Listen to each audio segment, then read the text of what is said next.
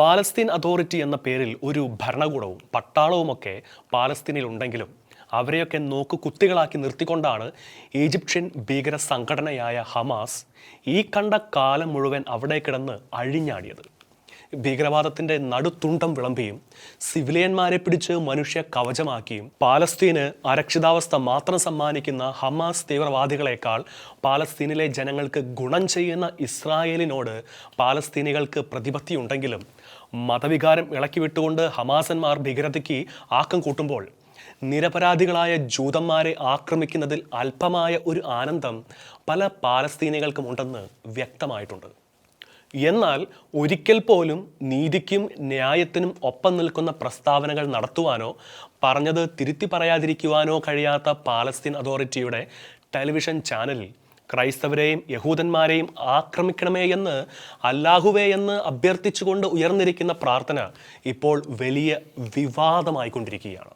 اللهم عليك باليهود الغاصبين، اللهم عليك بالنصارى المعتدين الصليبيين الذين طغوا في البلاد فأكثروا فيها الفساد، اللهم فصب عليهم صوت العذاب أرنا بهم يوما أسودا.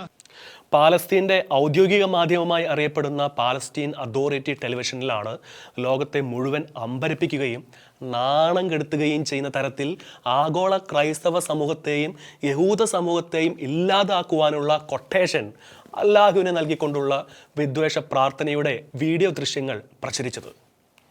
ഈ വിവാദ പ്രാർത്ഥനയ്ക്കൊപ്പം ക്രൈസ്തവരെല്ലാം ആക്രമണകാരികളായ കുരിശു യുദ്ധക്കാരാണെന്നും അല്ലാഹുവെ കള്ളന്മാരായ യഹൂദരെയും ഭൂമിയിൽ അഹങ്കാരത്തോടെയും സ്വേച്ഛാധിപത്യപരമായും പെരുമാറുകയും അതിൽ അഴിമതി വർദ്ധിപ്പിക്കുകയും ചെയ്ത ആക്രമണകാരികളായ കുരിശുയുദ്ധക്കാരായ ക്രിസ്ത്യാനികളെയും പ്രഹരിക്കണമേ എന്നും അവരെ പീഡനത്തിൻ്റെ ചാട്ടവാർ കൊണ്ട് പ്രഹരിക്കണമേ എന്നും അവർക്കൊരു കറുത്ത ദിനം ഞങ്ങൾക്ക് കാണിച്ചു തരണമേ എന്നൊക്കെയായിരുന്നു അനേകം ജനങ്ങളുടെ മുൻപിൽ വെച്ച് ഇസ്ലാം മതപ്രഭാഷകൻ പ്രസ്താവിച്ചിരിക്കുന്നത്. ന്യൂയോർക്ക് സിറ്റി ആസ്ഥാനമായി പ്രവർത്തിക്കുന്ന ആൾജി മൈനർ എന്ന മാധ്യമമാണ് ഇസ്ലാമിസ്റ്റുകൾ രഹസ്യമാക്കി വെച്ച ഈ വാർത്ത പുറത്തുവിട്ടത്. ഇസ്ലാം മതത്തിൽ വിശ്വസിക്കുന്ന യഥാസ്ഥിതികരായ ജനങ്ങൾ ഇദ്ദേഹത്തിൻ്റെ പ്രസംഗവും പ്രാർത്ഥനയും ആസ്വദിച്ചിരിക്കുന്നതും പങ്കുചേരുന്നതും ദൃശ്യങ്ങളിൽ വ്യക്തമാണ്. ഗാസയിലെ സ്വൈര്യ ജീവിതത്തിന് വിഘാതമായി നടമാടിക്കൊണ്ടിരിക്കുന്ന ഇസ്രായേൽ ഹമാസ് യുദ്ധം നിർത്തലാക്കുവാനും അവിടെ സമാധാനപൂരിതമായ ഒരു അന്തരീക്ഷം സംജാതമാകുവാനും വത്തിക്കാനിലും കത്തോലിക്ക സഭാ നേതൃത്വവും ക്രൈസ്തവ സന്നദ്ധ സംഘടനകളും അതിശക്തമായ ഇടപെടൽ നടത്തിക്കൊണ്ടിരിക്കുന്നത് പാലസ്തീനിലെ നിരപരാധികളായ ജനങ്ങളോടുള്ള മനുഷ്യത്വത്തിൻ്റെ പേരിലാണ്. ആ സമയത്ത് തന്നെ അല്ലാഹുവിനെ വിളിച്ച് ജൂതന്മാരുടെയും ക്രൈസ്തവരുടെയും തലയെടുക്കണമെന്ന് പ്രാർത്ഥിക്കുവാനും പ്രസംഗിക്കുവാനും ആ ദൃശ്യങ്ങൾ പുറത്തുവിട്ടിട്ട് സാർവലൗകിക മാനവ സമൂഹത്തിനു വേണ്ടി എന്തോ വലിയ കാര്യം ചെയ്തതുപോലെ ഞെളിയാനും മനുഷ്യത്വമോ സാമാന്യ ബോധമോ ഉള്ള മനുഷ്യർക്ക് കഴിയുമെന്ന് തോന്നുന്നില്ല. ഇവിടെയാണ് ഇസ്ലാമിസ്റ്റുകൾ വ്യത്യസ്തരാകുന്നത്. സംശയിച്ചു പോവുകയാണ്.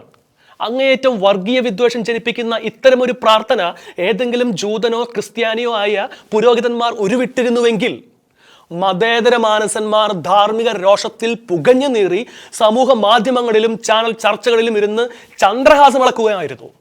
ഇവിടുത്തേത് ഒരു മതത്തിൻ്റെ പ്രാർത്ഥനയും അതിന് ഇരകളായേക്കാവുന്നത് ക്രൈസ്തവരും ജൂതരുമാകയാൽ അവറ്റകൾ തുലഞ്ഞാൽ നമുക്കെന്ന മട്ടിൽ സാംസ്കാരിക രാഷ്ട്രീയ നായകന്മാർ ചത്തതുപോലെ കിടക്കുകയാണ്. അങ്ങേയറ്റം അപമാനകരവും അപലപനീയവുമായ സംഗതി. ആഗോള ഇസ്ലാമിസ്റ്റുകളുടെ മൂന്നാമത്തെ പുണ്യ കേന്ദ്രമായ അൽ അഖ്സായിലും ഇത്തരത്തിൽ നിരന്തരമായി ക്രൈസ്തവർക്കും ജൂതന്മാർക്കും ഇന്ത്യയിലെ ഹിന്ദുക്കൾക്കുമെതിരെ വംശഹത്യാഹ്വാനങ്ങൾ ഉയരാറുണ്ട്. മാനവിക മൂല്യങ്ങളിൽ ഉറച്ചു നിൽക്കുന്ന യഥാർത്ഥ മുസൽമാന്മാർക്ക് കൂടെ അപമാനമായി മാറിയിരിക്കുകയാണ് മതതീവ്രവാദികളുടെ ഈ ജൽപ്പനങ്ങൾ.